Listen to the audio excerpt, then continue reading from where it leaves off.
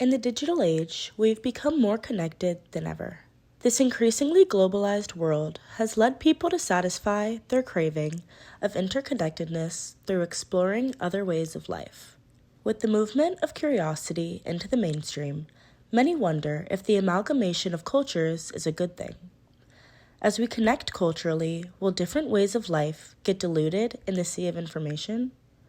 While it is often lesser-known exotic cultures that bring the most interest, how does culture define these communities, and do these cultures need to be exploited for the knowledge of the general public? A balance must be found between preserving and capitalizing one's culture in a tourist economy. The Maasai are a unique group with a long and tenacious history that reside in the savannas and grasslands of modern-day Kenya and Tanzania. They have preserved and maintained a nomadic, pastoralist way of life, relying on cattle herding as a fundamental component of their economy and social structure. They are known for their distinctive cultural customs, such as elaborate beadwork decorating their clothing and jewelry. Through a structural age-set system, they have been able to preserve a strong sense of community and identity.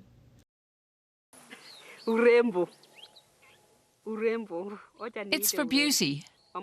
Maasais love to be beautiful, and this is why we make these beads. We also love culture. And as you know, we say, one who leaves their culture is a slave. External forces, including colonial influences and modernization, have tested the resilience of this culture, and the Maasai have simultaneously held on to their customs and assimilated into a modern world, embodying a unique blend of tradition and adaptation in the face of changing surroundings.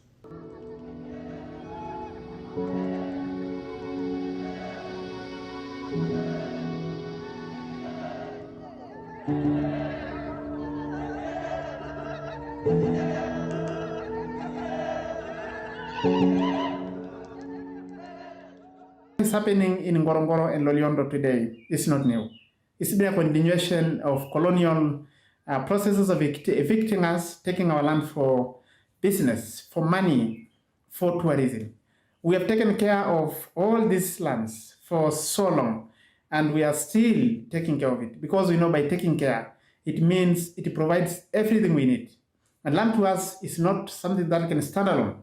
Land is a source of knowledge, a source of life, a source of identity. Earlier on today, the Masai people of Tanzania gathered to protest an effort to evict them from their own land. Have a look.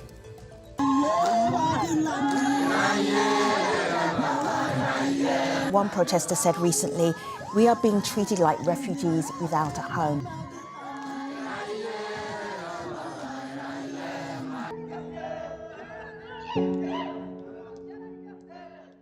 My name is Herike Kabendera. I'm a Tanzanian journalist. I'm based in London, but I've worked in Tanzania over half of my career, and I've traveled to the Ngorongoro area a couple of times to investigate stories there. The government's excuse is that the Ngorongoro area is overpopulated, close to 800,000 Maasai people, and that their presence is threatening the well-being of the area itself, the species in the area, the wildlife, and that actually they need to go elsewhere. For anyone who has never visited Ngorongoro, actually is one of the still very beautiful places in the world.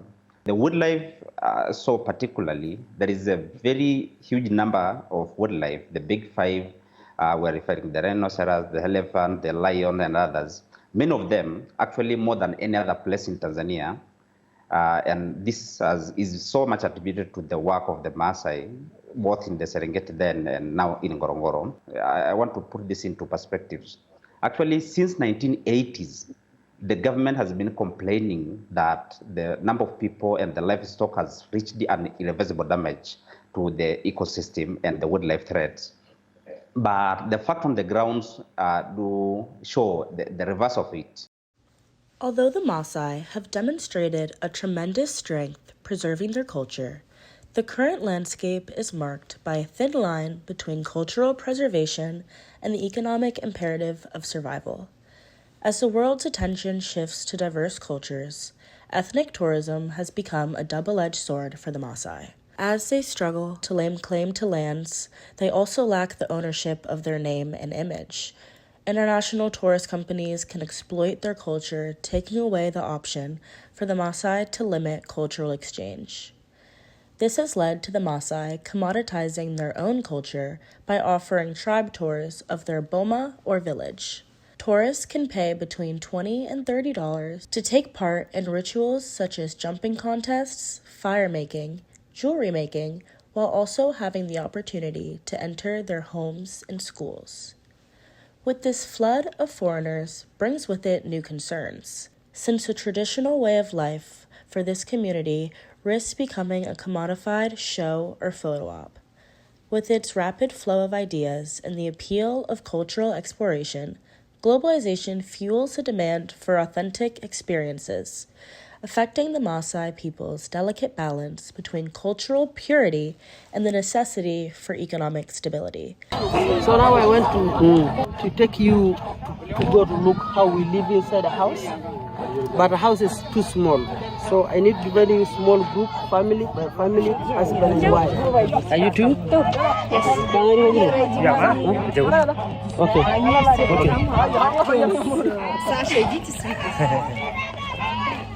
So, welcome. So my name is Casiero. I'll be your local guide to give you all explanation about our houses or about our village. So you're welcome. There is a range from tourists who are just curious and want to learn the basics to those who want to fully immerse themselves in the culture and go deeper. We're gonna slaughter a goat and really go through the process. It's not really a ceremony, but it's kind of a ceremony. No, but kind of. The men are doing it. Yeah. Anyway, I'll let Sam explain it because I have Let's no get it clue right. about it. Yeah. That's why we're here, to learn. So the warriors will have the part of the neck and the one and the right part of the rib, as well as half of the blood. The ladies will get the all part of the stomach. All men will get one of the right leg, and for the boys they will get part of the chest, and for the girls they will get half of the part of the backbone. We also barbecue the head. That's also for the old men, and the rest now will go for the rest of the program. No, I'm used to buy my meat at the grocery store, so this is very outside of my comfort zone. I'm very glad that I, have the privilege to experience something like that with the Masai, but heart is beating a little bit. The difference in culture is just so big. It's so much than what you can expect, because there's all the kids around, they're looking at it and they're just happy because they know that the feast is coming. And for me, just watching that was just so much. I have shivered. All these guys here, face first, big sips. It was good. Is good the goat? Good? Yeah. Good. Much braver than me. It is clear how valuable engaging with other cultures is for the tourist, but what do the Maasai gain?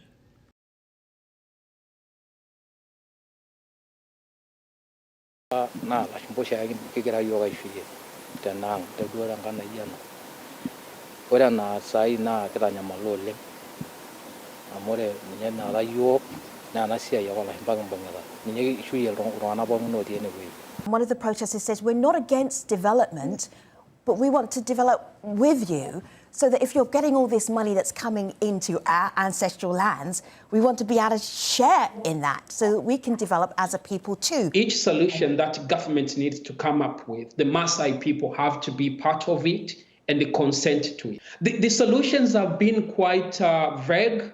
And in most cases, the Maasai people have not been part of the solution. It's for the government basically to sit in parliament and in closed door and coming up with the solutions and taking it to the Maasai. The public and the international community needs to come together and help the government as well as the indigenous people, retain their rights.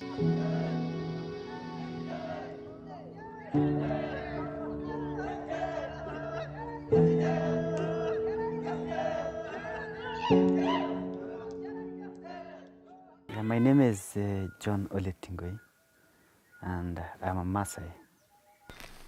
Culture is identity, and identity is very, very, very important. We always say when an elder dies, it's just like the light burning out.